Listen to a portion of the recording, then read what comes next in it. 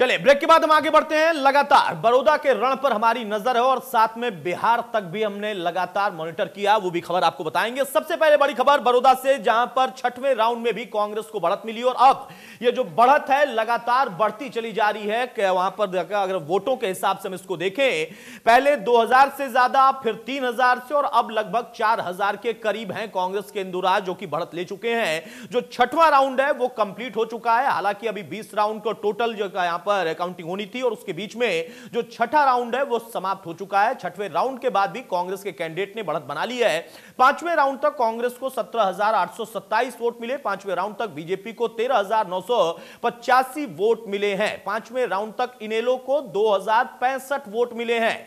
ये इनेलो का फिगर भी हम आपके सामने रख रहे हैं। पांचवें राउंड तक इनेलो को 1,582 वोट मिले और राजकुमार सैनी को इनेलो से ज्यादा वोट अभी भी हैं। ये अपने आप में बहुत अहम है। इसके बाद बड़ी खबर एक और हम आपको बता रहे हैं, जहां बड़ौदा में छठवां राउंड खत्म हो चुका है, समाप्त हो चुका है, लेकिन उससे ज्यादा देखिए कांग्रेस करीब 11% जो वोट है उससे ज्यादा चल रही है। अब तक कांग्रेस को 49.45% वोट मिला है। यह कांग्रेस का वोट परसेंटेज है। बीजेपी की अगर हम बात करें तो देखिए 38.8% और इनेलो की बात करें तो 4.39% वोट अब तक मिले हैं, जबकि राजकुमार सैनी को 5.73% वोट मिले हैं। यानी सिर्फ वोट ही ज्यादा नहीं, परसेंट भी ज्यादा है।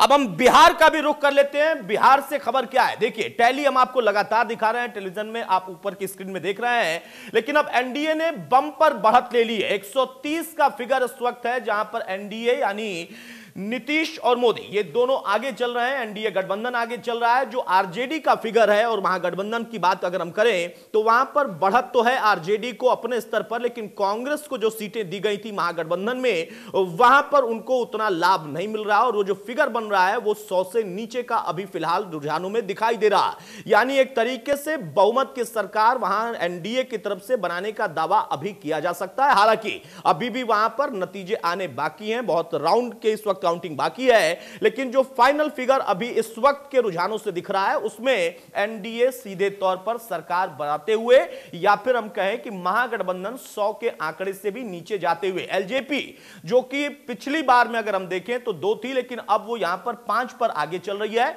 अन्य भी देखिए, अदर्स की बात करें तो 12 जगहों पर वो आगे चल रहे हैं। तो ये बिहार का रुझान है। बिहार की टैली भी हम आपको लगातार दिखा रहे हैं, वहां पर बीएसपी के उम्मीदवार भी आगे चल रहे हैं। बिहार के बाद अगर उत्तर प्रदेश और मध्य प्रदेश की भी हम बात कर लें तो उत्तर प्रदेश में भी देखिए आप यहां पर बीजेपी 5 सीटों पर आगे चल रही है। हालांकि पहले उसकी 6 सीटें थी, इस बार एक जगह पर निर्दलीय और एक जगह पर सपा आगे चल रहे हैं 7 सीटों में। शिवराज सरकार की अगर हम बात करें और मध्य प्रदेश की अगर हम बात करें तो वहां पर शिवराज का जलवा फिर से दिख रहा है। 28 में से वो तमाम सीटों पर बढ़त बनाए हुए हैं, लगभग 19 से 20 का फिगर है। और उस बीच में आप देखिए कि सिंधिया जो कि अब बीजेपी में है, उस पूरे बेल्ट में उनके लिए भी साख की थी और उन पर यह बोझ भी था, जिम्मेदारी भी थी, तो वो सफल होते दिखाई दे रहे हैं अपने क्षेत्र से बीजेपी को बढ़त दिलाने में। हमारे साथ तमाम मेहमान लगातार बने हुए हैं। कुलदीप वत्स साहब, बहुत जल्दी से कमेंट आपसे, उसके बाद मैं जाऊंगा अमनदीप केसरी के पास। सवाल मेरा यह है, आप बीजेपी पर यह आरोप लगा रहे हैं या कह रहे हैं कि जाति की राजनीति कौन करता है वो आप जानते हैं, लेकिन उसके पहले अमनदीप केसरी ने कहा कि कांग्रेस अगर वहां पर लड़ाई लड़ रही है और हो सकता है आपने जो बढ़त बनाई है वो नतीजों में तब्दील भी हो जाए, तो वहां पर भी आपने जाति के आधार पर किया। ये इनेलो का आरोप है आप पर। यहां सबसे अहम बात यह है कि आप बढ़त बनाए हुए हैं और लगातार मार्जिन बढ़ रहा है। देखिए ये अच्छी बात है, सुखद आपकी है, लेकिन कैसे ये मुद्दा बना, कैसे माहौल बना कांग्रेस के पक्ष में? देखिए जो इनेलो के साथी ने क्या कहा है वो तो मैं नहीं पता, पर मैं एक चीज जरूर कहता हूं, कांग्रेस के 36 बिरादरी के साथ लेके इलेक्शन लड़ा है और 36 बिरादरी के भाइयों ने जो हमारे कैंडिडेट को वोट दी उसी की वजह से हम जीत रहे। और रही इनेलो की बात, तो ये तो बेचारे पहले रिजेक्ट हो चुके हैं। जो इनसे ज्यादा तो राजकुमार सैनी भी वोट ले रहे हैं, तो इनका तो ऐसा कोई नहीं। रही बात, जो एक बात मैं कहना चाह रहा था आपसे, जो कहते थे कि भाई मसल पावर, पैसे की पावर यूज नहीं हुई, आपने देखा था जिस प्रकार से 20-20 के नोट डाल के कॉपी जो गैस के सिलेंडरों की थी, करीबन इन्होंने 20,000 25,000 के करीबन इन्होंने वो कॉपियां बांटी। उसके बाद में पैसा, शराब, कौन सा इन्होंने छल बल कपट सारी चीजें यूज की बीजेपी ने। ठीक कहते हैं, पर कांग्रेस चौधरी भूपेंद्र सिंह हुड्डा और बहन कुमारी शैलजा जी और हमारे दीपेंद्र हुड्डा जी के नेतृत्व में बहुत बड़े मार्जिन से ये जो हमारे जो सीट जिताई है, हम पूरी बड़ौदा की जनता का धन्यवाद करते हैं। और मैं आपको बता दूं, ये सीट हम बहुत बड़े मार्जिन से, छोटे मार्जिन से नहीं, बहुत बड़े मार्जिन से हम ये सीट जीतेंगे। चलिए, ये अच्छी बात है। आपने कहा कि इसमें आपको 36 बिरादरी का साथ मिला, आपके नेताओं का साथ मिला, आपके नेताओं के नेतृत्व को जनता ने सराहा है। इस वजह से आप ये मार्जिन ले रहे हैं या इस वजह से आप जीत दर्ज करेंगे? अमनदीप केसरी, अब इसका जवाब दीजिए, उसके बाद मैं जरावता साहब के पास और मलकानिया साहब के पास जाऊंगा। मेरा सवाल अमनदीप ये है, आपने कहा हमने 3 तारीख को नकार दिया था, मैंने कई प्रश्न पूछे, आपने सीधे तौर पर सबको खारिज कर दिया, लेकिन जनता ने आपको क्यों खारिज किया? सैनी भी अगर आपसे वोट परसेंट में भी ज्यादा है, वोट में भी ज्यादा है, तो कोई तो वजह होगी। आप सबके घर में टटोलेंगे, खुद अपने घर को नहीं टटोलेंगे। देखिए अतुल जी, जब वोट ज्यादा पड़ती है तो परसेंटेज तो स्वाभाविक बात है ज्यादा होगी। वो परसेंटेज तभी ज्यादा होती है जब नंबर ज्यादा होते हैं। ये तो गणित का बड़ा सीधा सा फॉर्मूला है। और दूसरी बात मैं आपको बताना चाहूंगा, आप मुझे जब से मैं 1 घंटे से जुड़ा हूँ, आप मुझे तर्कहीन बता रहे हैं 2 बातों को लेकर कि वहां पर सरकारी मशीनरी का दुरुपयोग नहीं हुआ, और दूसरी बात ये कि भाई वहां पर जातिगत आधार पर चुनाव लड़ा नहीं गया। तो मेरे बहुत ही सम्मानीय दोनों विधायक साथी बैठे हुए हैं, कांग्रेस के प्रवक्ता ने आपको दे दिया जवाब कि मसल पावर का, सरकारी मशीनरी का वहां दुरुपयोग हुआ है या नहीं हुआ। अब सत्य प्रकाश जी इस बात का भी जवाब दे देंगे कि वहां पर जातिगत आधार पर चुनाव लड़ा गया है, नहीं लड़ा गया। तो कम से कम आप ये तो ना कहें ना कि मेरी दोनों बातें तर्कहीन थी। दोनों प्रवक्ता जवाब दे रहे हैं आपके सामने, और दोनों ही चुने हुए नेता हैं, विधायक हैं, हमारे गरिमाई सदन के दोनों विधानसभा के विधायक हैं। तो पहला जवाब तो आपको ये था कि आप मुझे 1 घंटे से ही तर्कहीन बता रहे थे कि भी तर्क नहीं है, तर्क नहीं है। और दूसरा जो आपका निशाना खास करके इनेलो के ऊपर बार बार जोर दे करके कि इनेलो, मैंने उस बात का जवाब दिया। बिल्कुल हमने अपनी मांग रखी थी इलेक्शन कमीशन पे कि इस चुनाव को दोबारा करवाना चाहिए, फ्री एंड फेयर कंडीशंस के अंदर चुनाव कंडक्ट नहीं कराया गया। हमारी मांग नहीं मांगी इलेक्शन कमीशन ने। अब हमारे पास उससे ज्यादा कोई एग्जीक्यूटिव पावर नहीं है ना, हम सरकार में नहीं है, हम इलेक्शन। ठीक है अमनदीप, आपको मैं तर्कहीन नहीं कह रहा, आपके तर्कों से मैं सहमत नहीं हूं, ये मेरा अधिकार है। आपने कहा कि एक तर्क जो आपने दिया था उसका जवाब दे दिया यहाँ पर कुलदीप वत्स ने, दूसरे का जवाब जरावता साहब दे देंगे, बिल्कुल दे देंगे। मेरा अभी भी सवाल है, इनेलो का जवाब कौन देगा भाई साहब? इनेलो का जवाब क्या ये है कि यहाँ पर फेयर कंडक्ट नहीं हुए चुनाव, इस वजह से आपको इतने वोट मिल रहे हैं? वोट तो आपको भी मिले हैं ना, ऐसा तो है नहीं कि आपको वोट ही नहीं मिले। 2000 मिले हैं, 1500 मिले हैं, 3000 मिले हैं और बढ़ेगा, वोट तो मिले हैं ना। क्यों मिले हैं इतने कम? मैं ये सवाल पूछ रहा था, इसका तर्क सोच कर रखिएगा। एक बड़ी खबर बता दें, 7वें राउंड की वोटिंग भी इस वक्त देखिए यहाँ पर हो चुके, कंप्लीट हो चुके हैं काउंटिंग, और 7वें राउंड में भी देखिए आप बढ़त लगातार बनी हुई है। बड़ौदा 7वें राउंड में भी कांग्रेस की बढ़त बनी हुई है और मार्जिन भी धीरे धीरे बढ़ता चला जा रहा है, जो कि यहाँ पर कुलदीप वत्स दावा भी कर रहे थे। उनका यहां तक दावा है कि दरअसल जो असल परिणाम होगा, जो नतीजे आएंगे, वो एक बड़े मार्जिन से कांग्रेस यहां पर जीत दर्ज करेगी, और वो होता अभी तो फिलहाल रुझान में दिखाई भी दे रहा है। बीजेपी के योगेश्वर अब बहुत पिछड़ते हुए दिख रहे हैं, उसी के साथ साथ सैनी और साथ में इनेलो पार्टी का भी हम यहां पर आपके सामने रुझान रख रहे हैं कि असल में कौन कहां पर कितने वोटों के साथ है। बहुत जल्दी से जरावता साहब जवाब देंगे आप, जातिगत आधार पर चुनाव लड़ा गया या नहीं लड़ा गया, यह सवाल है इनेलो का, क्योंकि मशीनरी का दुरुपयोग हुआ, ये एक सवाल उनका था और उसका जवाब दे दिया है कुलदीप वत्स ने, क्या हुआ है, फिर भी वो आगे। देखिए, सबसे पहले मैं आपको बताऊं, कोई एक भी चुनाव हमने कभी जाति के आधार पर नहीं लड़ा। पूरे देश के अंदर, उत्तर प्रदेश हो, मध्य प्रदेश हो, बिहार हो और चाहे हरियाणा हो, सारा का सारा चुनाव हमने विकास के मुद्दे पर लड़ा है। अगर जाति के आधार पे होता तो परिणाम कुछ और होते, लेकिन हम कभी, भारतीय जनता पार्टी का नीति है ये कि कभी भी जाति के आधार पर चुनाव नहीं लड़ते। दूसरा, भारतीय जनता पार्टी हमेशा स्वस्थ लोकतंत्र की बात करती है। हेलो, बोलिए जरावता साहब, बोलिए। स्वस्थ लोकतंत्र की बात करती है। कुलदीप वत्स ने, जो हमारे सम्मानित विधायक हैं, ये विधायक ना होते अगर सरकारी मशीनरी का दुरुपयोग होता। आज जो कांग्रेस बढ़त हो रही है, ये आगे बढ़त नहीं होती। कांग्रेस जो कर रही है, मसल पावर, पैसे पावर, ये सब अपना इतिहास बता रहे हैं कि कांग्रेस ने हमेशा ऐसा किया है। जाति का भी किया है और पैसे मसल का पावर का प्रयोग किया है। और यही तो सवाल था ना, यही तो सवाल था जरावता साहब, पूरा दुष्परिणाम सत्यप्रकाश जरावता, यही सवाल था जो इनेलो के प्रवक्ता जानना चाह रहे थे। क्या बीजेपी अभी भी कांग्रेस पर जाति के आधार पर यहाँ चुनाव लड़ने का आरोप लगा रही है क्या? इनको जरावता साहब, सत्यप्रकाश जरावता, अरे सत्यप्रकाश जरावता, अरे सुनिए, अरे सुन तो लीजिए, सुन लीजिए भाई, सुन लीजिए सत्यप्रकाश जरावता, सुन लीजिए, अरे सुनिए भाई सत्यप्रकाश जरावता, सुनिए सर, धारा प्रवाह मत बोलिए, सुनिए, अरे सत्यप्रकाश जरावता जरा सुन लीजिए, अरे भाई सुनिए तो, छत्तीस बिरादरी, अरे सुनिए तो, अरे सुन तो लीजिए भाई, अरे धारा प्रवाह मत बोलिए भाई, सुनिए तो, सत्यप्रकाश जरावता, इनके उम्मीदवार सत्यप्रकाश जरावता, मेरी आवाज जा रही है कि नहीं जा रही है? बहुत है सत्यप्रकाश जरावता, मेरी आवाज जा रही है कि नहीं जा रही है? शैलजा जी को वापिस जाना पड़ा। अरे मेरी आवाज आ रही है कि नहीं आ रही है, बता दीजिए। मेरी आवाज आ रही है कि नहीं आ रही है? कि मुझे किसी अरे मेरी आवाज आ रही है कि नहीं आ रही, मैं ये पूछ रहा हूँ भाई। धारा प्रवाह बोले जा रहे हैं आप। अरे रैली नहीं चल रही है, रैली नहीं चल रही है बीजेपी की भाई, सुन तो लीजिए। मेरा सवाल ये है कि क्या बीजेपी कांग्रेस पर यह आरोप लगा रही है, क्या बीजेपी कांग्रेस पर यह आरोप लगा रही है कि अगर वो जीत रहे हैं या आगे जा रहे हैं तो जाति के आधार पर जा रहे हैं? ये आरोप है क्या? यही आरोप, यही सवाल है इनेलो का आपसे, छोटा सा जवाब दीजिएगा। ये सच्चाई है, कांग्रेस ने हमेशा जाति धर्म की राजनीति की है और इसलिए देश की जनता ने अमनदीप आपकी दो बातें सही हो गई भाई, अमनदीप आपकी दो बातें सही हो गई, अमनदीप दो बातें आपकी सही हो गई, अमनदीप दो बातें आपकी सही हो गई। सरकारी मशीनरी का दुरुपयोग करने के बाद भी बीजेपी पिछड़ गई और जाति की राजनीति करने की वजह से कांग्रेस आगे चली गई। जरावता साहब आप शांत हो जाइए, नहीं तो मुझे ऑडियो डाउन करना पड़ेगा। हो गया, सुन लिया, अरे सुन लिया भाई, सुन लिया। मलकानिया साहब, मलकानिया साहब, मेरा सवाल अब आपसे है। अरे सुन लिया करो, जरावता साहब का ऑडियो सुन लो किसी की, बहुत जल्दी से। मलकानिया साहब, आपने तीनों के तर्क सुन लिए। इनेलो इस वजह से पिछड़ गई क्योंकि उसने 3 तारीख को ही बता दिया था कि गड़बड़ी हो गई।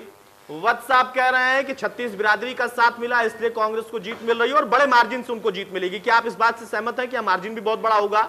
और तीसरा, जो यहाँ पर बीजेपी के प्रवक्ता कह रहे हैं, उनके विधायक कह रहे हैं, सत्यप्रकाश जरावता, यहाँ पर असल बात क्या थी? वो असल बात जो आपने शुरुआती कमेंट में कहा था, आपने कहा किसान मुद्दा होगा, इनेलो कह रही है 90% किसान है, कांग्रेस कैसे आगे बढ़ गई भाई?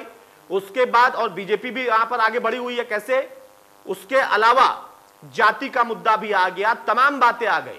ओवरऑल हम कह सकते हैं ना कि चुनाव ही होता है, वहां पर किसी मुद्दे को आप इनकार नहीं कर सकते। और ये जो पारंपरिक फैक्टर है, जाति वाला, नेता वाला, इंडिविजुअल वाला, मसल पावर वाला, वो सारे मुद्दे होते हैं और उसी के आधार पर चुनाव है।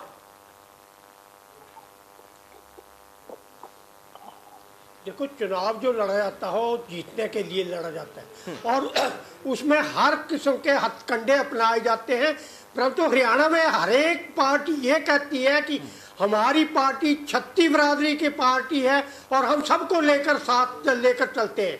परंतु हम कैसे मान लें कि एक जाति बिरादरी जो है वो अपने कैंडिडेट को वोट देती है?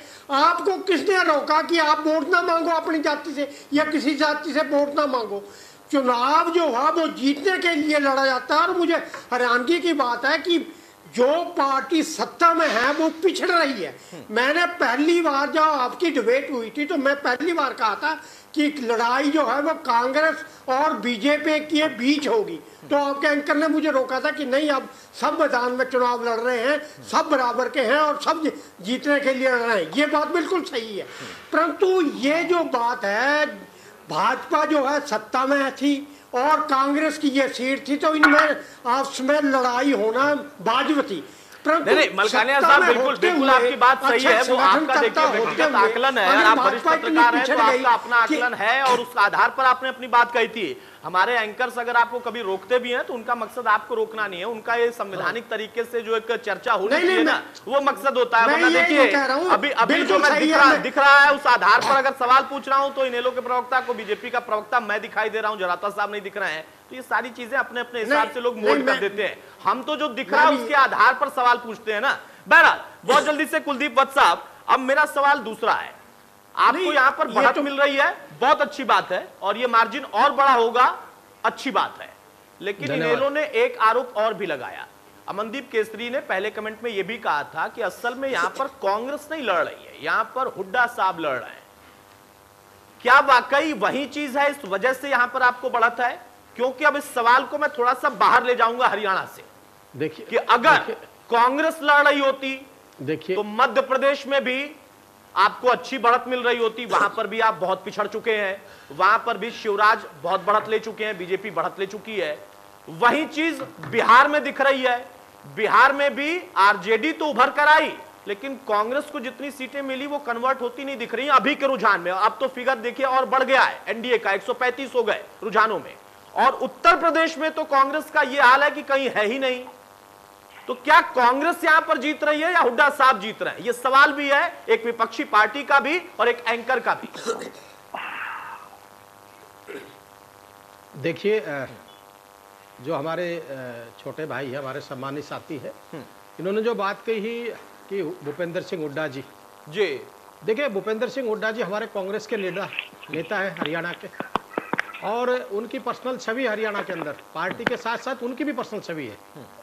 और जो हमारे एक साथी कह रहे थे कि कुमारी सैलजा बीच चुनाव छोड़ के चली गई, ऐसा है, आप अपने घर को संभालिए, हमारे परिवार की चिंता ना करिए। बहन कुमारी सैलजा जी और भूपेंद्र सिंह हुड्डा जी, दोनों बहन भाई की जोड़ी हरियाणा में तुम्हारे को पछाड़ने का काम करेंगे। जरूरत नहीं है, आप कैसे ना परवाह करें भाई, है तो हरियाणा आगे की जातिवाद पे आप घर की बात करके और ऐसे करेंगे क्या? अब इसको रोको, आप रोको, मैं फिर इसको बहुत ज्यादा कहूंगा, मैं नहीं, इसको रोको। आप मैं बोला था आपके बीच में, आप चुप रहिए। जरावता साहब सुनिए भाई, ये नहीं, ये अच्छी आदत नहीं है। जरावता साहब, ये अच्छी आदत नहीं है। आपको बोलना होगा ना, बोल लीजिएगा ना, बाद में बोलिएगा, और बीच में बोलिए तो कमेंट छोटा करिए ना। सत्यप्रकाश जरावता, ऐसे मत करिए मेरे साथ चर्चा में सर, प्लीज ऐसा नहीं। अगर आपको कमेंट भी करना है आप करिए, बिल्कुल अधिकार है, सभी को अधिकार है, लेकिन कमेंट छोटा होना चाहिए। किसी के बीच में आप धारा प्रवाह मत बोलिए, ठीक है? कुलदीप वत्स बहुत जल्दी से। तो व्यक्तिगत क्या कहा है मैंने आपको? व्यक्तिगत ठीक है, कुलदीप वत्स, मेरे सवाल का जवाब। अरे भाई, आप अपनी लड़ाई मत लड़िए, आप लोग, उसके लिए मैंने नहीं बिठाया है भाई आपको यहाँ पर। प्लीज आप लोगों को इसलिए नहीं बिठाया है कि आप लोग अपनी लड़ाई लड़िए। कुलदीप वत्स, मेरा जो सवाल था, कांग्रेस या फिर सिर्फ हुड्डा साहब इस वजह से बड़ौदा में, क्योंकि कांग्रेस अगर लड़ रही होती तो बिहार में भी दिख रहा होता, मध्य प्रदेश में भी दिख रहा होता। देखिए भूपेंद्र सिंह हुड्डा जी कांग्रेस का ही बहुत बड़ा चेहरा है, और हरियाणा में 36 बिरादरी के नेता हैं, ठीक है? रही बात 36 बिरादरी ने एक तरफा होकर वोट भूपेंद्र सिंह हुड्डा और कांग्रेस पार्टी बहन कुमारी सैलजा जी के नेतृत्व में दी है। जहां तक इस भाई की मैं बात से सहमत हूं, भूपेंद्र सिंह हुड्डा का हरियाणा में बहुत बड़ा कद है, और उनके नाम की वोट है हरियाणा के अंदर। कांग्रेस के साथ साथ भूपेंद्र सिंह हुड्डा के नाम की वोट है। मतलब कांग्रेस मजबूत नहीं है, हुड्डा साहब मजबूत है, इसलिए आप बड़ौदा में आगे हैं, अदरवाइज कांग्रेस हर जगह पर पीछे ही है। ठीक है कुलदीप वत्स साहब, मैं रोक रहा हूं सर, अब मेरे पास समय नहीं है, मैं रोक रहा हूं। अमनदीप केसरी बहुत जल्दी से फाइनल कमेंट। अगर मसल पावर और पैसे का पावर होती तो आप इलेक्शन नहीं जीत पाते, अपनी ताकत से, बादली की जनता की ताकत से जीता हूं जरावता साहब। नहीं, हमने कहा आप अपनी ताकत से जीते हैं, जरावता साहब भी अपनी ताकत से जीते हैं, इसीलिए तो आप जीते हैं ना भाई, इसीलिए तो आप जनप्रतिनिधि हैं। आप लोग अपनी ताकत से जीते हैं, आप लोग अपने पावर से जीते हैं, आप लोग जनता के प्यार से और आशीर्वाद से जीते हैं। अब जरा दोनों सम्मानित लोग शांत हो जाइए। अमनदीप केसरी का ऑडियो रहेगा सिर्फ। अमनदीप केसरी, मेरा सवाल अब यह है कि जो सरकारी मशीनरी थी उसका दुरुपयोग कराकर बीजेपी ने कांग्रेस को जीत दिला दी, जो रुझानों में दिख रहा है, इस वजह से इनेलो लड़ाई से बाहर हो गई। मैं आपके सवाल का जवाब दे देता हूं। ऐसी चलेगी। ऐसा है कि भाई हरियाणा प्रदेश की जनता जो इस ठग बंधन से पूरी तरह से त्रस्ती, और बड़ौदा विधानसभा की जनता भी त्रस्ती, उन्होंने एक मन बनाया था कि खासकर को गठबंधन सरकार को सबक सिखाना है हमने बड़ौदा विधानसभा के चुनाव के अंदर। लेकिन बड़े दुर्भाग्यपूर्ण तरीके से जो वहां पर चुनाव विपक्षी पार्टी, अब उनके पास दो ही ऑप्शन थे, मैं लगातार आपके चैनलों के डिबेट में भी ये कहता हूं, या तो वो इनेलो को चुनेंगे या फिर वो कांग्रेस को चुनेंगे जी। लेकिन चुनाव के अंदर आपने जिस तरह से देखा कि भूपेंद्र सिंह हुड्डा जो पहले विधानसभा में भी और दरअसल पे भारतीय जनता पार्टी की आजकल कठपुतली हैं, उन्होंने कहीं ना कहीं कांग्रेस को भी वहां पर जो किनारे करके खुद चुनाव लड़ा। और ये बड़ा दुर्भाग्यपूर्ण है कि अगर वहां पर कांग्रेस जीती है, कांग्रेस का विधायक वहां पर जीतकर विधानसभा में आता है, तो फिर से हरियाणा प्रदेश की जनता की जो आशाएं थी, जैसे कि आप विधानसभा में देखते हैं, वो फिर से टूटती हैं। ना तो विधानसभा में कोई वो विपक्ष का मुद्दा उठाते हैं, वो भारतीय जनता पार्टी के साथ सेटिंग करके कई बार वॉकआउट कर जाते हैं। जो बात करनी होती है विधानसभा में, जो हकों की बात करनी होती है, वो नहीं उठाते। ठीक है अमनदीप भाई, आपके अकेले नेता काफी है मुद्दा उठाने में। मैं अब देखिए उस पर तो मैं कुछ नहीं कह सकता, लेकिन मुझे अभी तक ये समझ में नहीं आया। हालांकि 2-3 अच्छी बातें आपने बताई और उसका परिणाम यहाँ पर दिखाई भी दिया हमारी डिबेट में कि कैसे आपकी बातों से अलग-अलग लोग सहमत होते चले गए। लेकिन इन लोगों को सोचना पड़ेगा। नहीं, सोचना तो सर आपको पड़ेगा। अगर सैनी भी आपसे ज्यादा वोट ले रहा है ना, और गणित के हिसाब से अगर वोट है तो परसेंटेज होगा, जैसा आपने कहा कि बड़ा नॉर्मल है, तो ये नॉर्मल क्यों है आपको सोचना होगा। सत्यप्रकाश जरावता, बहुत संक्षेप में, बिल्कुल आधे मिनट से कम समय में इतना बस बता दीजिए कि पूरा दमखम आपने लगाया लेकिन परिणाम निकलता नहीं दिख रहा, मंथन करना होगा। सत्यप्रकाश जरावता, लेकिन चैलेंज कांग्रेस के लिए बड़ा था, और चाहे उन्होंने जाति के आधार पर लीड किया, लेकिन ये सच्चाई है, जनता ने लोकतंत्र में वो बढ़त बनाई हुई है। लेकिन ये भी सच्चाई है, कुलदीप पक्ष की बात से सहमत हूँ कि कांग्रेस का पूरे देश में सफाया हुआ है, ये बात उन्होंने खुद स्वीकार भी की। ठीक है, प्रदेश की उनका उन्होंने स्वीकार किया, तो आपको भी अपना स्वीकार करना चाहिए ना कि पूरा तंत्र उतारने के बाद भी आपको यहाँ पर बढ़त नहीं मिल पाई है। योगेश्वर, एक बार फिर से खेल के मैदान में नहीं लेकिन राजनीति के मैदान में पिछड़ते दिखाई दे रहे हैं। बहुत शुक्रिया कुलदीप वत्स साहब का, सत्यप्रकाश जरावता आपका, मनदीप केसरी आपका और केसी मलकानिया साहब आपका। तो बड़ौदाकरण लगातार चल रहा है, 7वां राउंड, और 7वें राउंड में भी आप देखिए कि कांग्रेस को लगातार लीड मिलती जा रही है, जो मार्जिन है वो बड़ा होता जा रहा है, और ये कांग्रेस के लिए राहत की खबर है। हालांकि इसको फिर से हम कहें कि कांग्रेस के लिए नहीं बल्कि हरियाणा में हुड्डा साहब की वजह से कांग्रेस के लिए राहत की खबर है। छोटा सा ब्रेक, खबरें चलती रहेंगी।